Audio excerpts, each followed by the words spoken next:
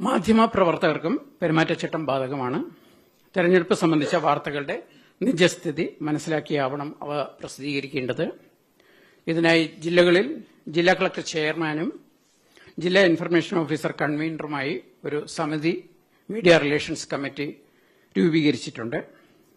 അതിൽ മാധ്യമപ്രവർത്തകരും അംഗങ്ങളായിരിക്കും. അതുകൂടാതെ artificial intelligence, social media രംഗത്ത് ഉള്ള വിദഗ്ധരും അതിൽ അംഗങ്ങളായിരിക്കും. പ്രത്യേകിച്ചും ഇപ്പോൾ ഫേക്ക് ന്യൂസിന്റെ ധാരാളം കാര്യങ്ങൾ സംഭവിക്കുന്ന ഒരു സാഹചര്യത്തിലും എഐയുടെ ദുരുപയോഗം ഉണ്ടാകുന്ന സാഹചര്യത്തിലും മാധ്യമപ്രവർത്തകർ നൽകുന്ന വാർത്തകളുടെ നിജസ്ഥിതി ജനങ്ങൾക്ക് കൃത്യമായി ബോധ്യപ്പെടുത്തേണ്ടതുണ്ട്. അതുകൊണ്ട് അതിനെതിരായിട്ടുള്ള വാർത്തകൾ വരുന്നത് തടയുക എന്നുള്ളതാണ് കമ്മീഷൻ ഉദ്ദേശിച്ചിട്ടുള്ളത്.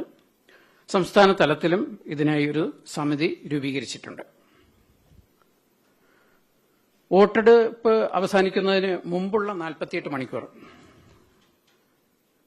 പോളിംഗ് അവസാനിക്കുന്നതിന് മുമ്പുള്ള 48 മണിക്കൂർ സമയപരിധിയിൽ മാധ്യമങ്ങളിലൂടെ തെരഞ്ഞെടുപ്പ് ഫലത്തെ സ്വാധീനിക്കുന്ന പ്രചാരണങ്ങൾ പാടില്ല.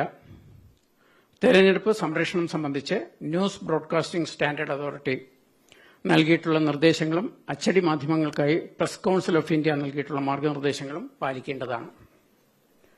ബഹുമാന്യരായ എല്ലാ മാധ്യമപ്രവർത്തകരുടെയും സഹകരണം ഇക്കാര്യത്തിൽ ഞാൻ അഭ്യർത്ഥിക്കുകയാണ്.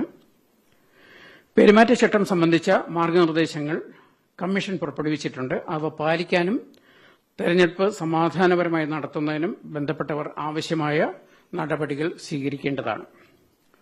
സ്വതന്ത്രവും സമാധാനപരവും നീതിയുക്തവുമായ തെരഞ്ഞെടുപ്പ് നടത്തുന്നതിന് വേണ്ട എല്ലാ കരുതൽ നടപടികളും കമ്മീഷൻ സ്വീകരിക്കും. ക്രമസമാധാന പാലനത്തിനു വേണ്ട ക്രമീകരണങ്ങൾ സംസ്ഥാന പോലീസ് ചീഫുമായി ആലോചിച്ച് ഏർപ്പെടുത്തിയിട്ടുണ്ട്.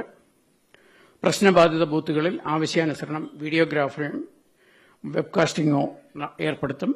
അധിക സുരക്ഷാ സംവിധാനവും ഏർപ്പെടുത്തും. പ്രശ്നബാധിത ബൂത്തുകളിൽ police sub inspector, station house officer, DYSP റാങ്കിലുള്ള ഉദ്യോഗസ്ഥർക്ക് സ്ഥലം മാറ്റുന്നത് സംബന്ധിച്ചുള്ള മാനദണ്ഡങ്ങൾ നേരത്തെ തന്നെ കമ്മീഷൻ പുറപ്പെടുവിച്ചിരുന്നു. അത് പ്രകാരമുള്ള മാറ്റങ്ങൾ നിലവിൽ വന്നിട്ടുണ്ട്. സ്ഥാനാർത്ഥികളുടെയും രാഷ്ട്രീയ പാർട്ടികളുടെയും തെരഞ്ഞെടുപ്പ് പ്രചാരണം നിയമാനുസൃതവും കമ്മീഷന്റെ മാർഗനിർദ്ദേശങ്ങൾക്ക് വിധേയവുമായിരിക്കണം. ഇതുമായി ബന്ധപ്പെട്ട വിശദാംശങ്ങൾ മാതൃകാ പെരുമാറ്റച്ചട്ടത്തിൽ വളരെ കൃത്യമായും വ്യക്തമാക്കിയിട്ടുണ്ട്.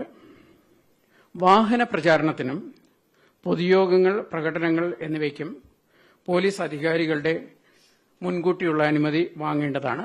ഉച്ചഭാഷിണിയുടെ ഉപയോഗം രാത്രി 10 മണിക്ക് ശേഷം രാവിലെ 6 മണിക്ക് ഇടയ്ക്കുള്ള സമയത്ത്, രാത്രി 10 മണിക്കും രാവിലെ 6 മണിക്കും ഇടയ്ക്കുള്ള സമയത്ത് നിരോധിച്ചിട്ടുണ്ട്.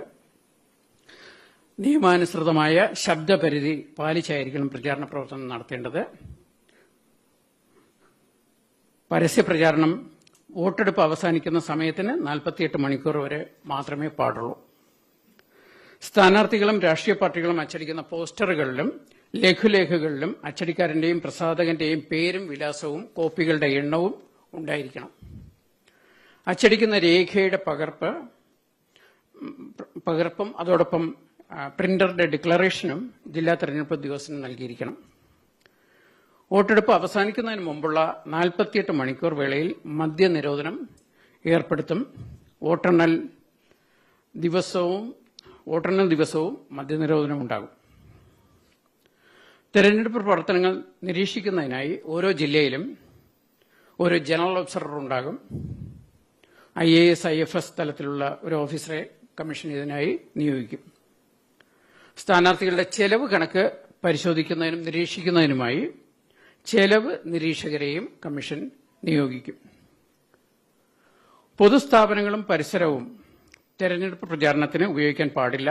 പൊതുസ്ഥലങ്ങളും സ്ഥാപനങ്ങളും വികൃതമാക്കുന്ന തരത്തിലുള്ളതും അനധികൃതമായിട്ടുള്ള പ്രചാരണങ്ങൾ മോണിറ്റർ ചെയ്യുന്നതിനും അതിന്മേൽ നടപടിയെടുക്കുന്നതിനും താലൂക്ക് തലത്തിലും ജില്ലാ തലത്തിലും ആന്റി ഡിഫേസ്മെന്റ് കോഡ്സ് ഉണ്ടാകും.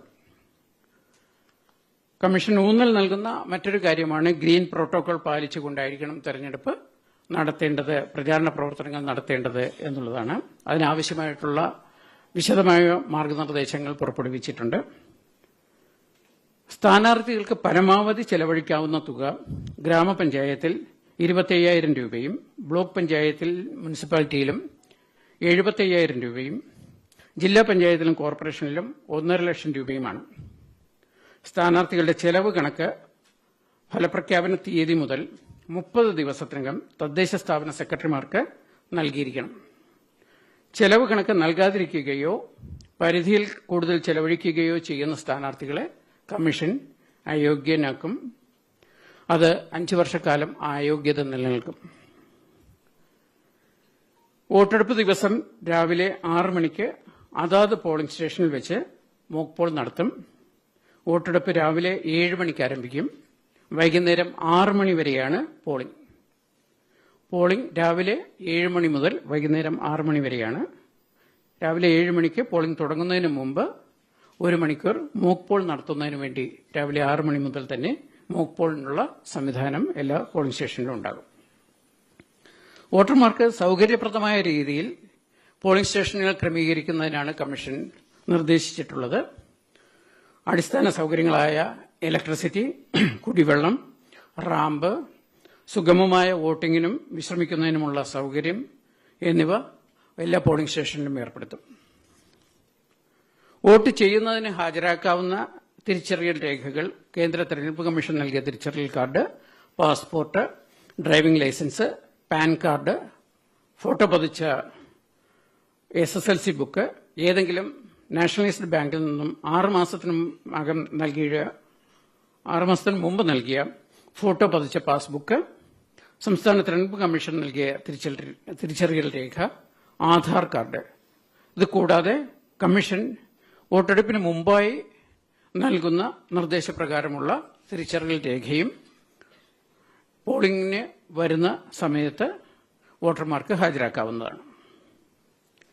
വോട്ടേഴ്സ് ലിസ്റ്റിൽ പേരുള്ള മുഴുവൻ പേരും പോളിംഗ് സ്റ്റേഷനിലെത്തി അവരുടെ വിലയേറിയ സമ്മതിദാന അവകാശം വിനിയോഗിക്കണമെന്നാണ് കമ്മീഷൻ വോട്ടർമാരോട് അഭ്യർത്ഥിക്കുന്നത്.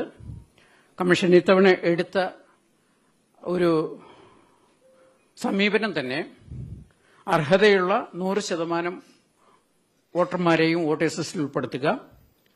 വോട്ടേഴ്സ് ലിസ്റ്റിലുള്ള 100% പേർക്കും പോളിംഗ് ദിവസം പോളിംഗ് സ്റ്റേഷനിലെത്തി വോട്ട് ചെയ്യുന്നതിനുള്ള സൌകര്യമൊരുക്കുക എന്നുള്ളതാണ്.